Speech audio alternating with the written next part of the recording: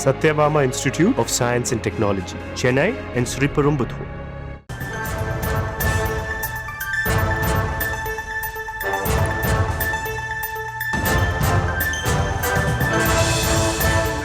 கடுமையான நடவடிக்கை எடுக்கணும் நீங்க சொல்லிருக்கீங்க.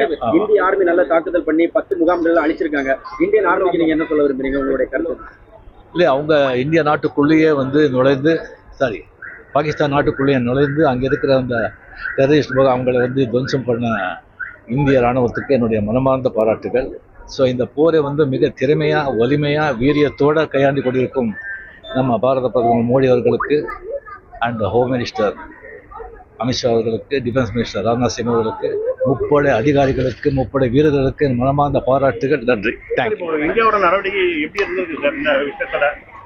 நான் சொன்னேன், ஈடுபட்டவங்க மேல கடுமையான நடவடிக்கை எடுக்கணும் நீங்க சொல்லிருக்கீங்க. இந்திய ஆர்மி நல்ல தாக்குதல் பண்ணி 10 முகாம்கள் அழிச்சிருக்காங்க.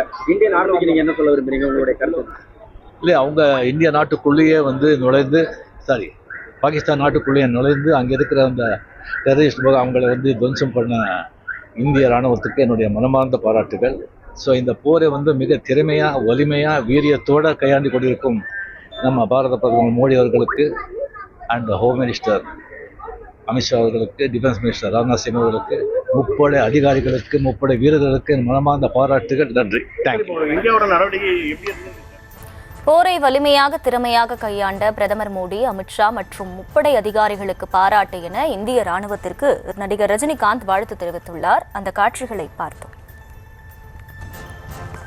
Satyabama Institute of Science and Technology, Chennai and Sriperumbudur.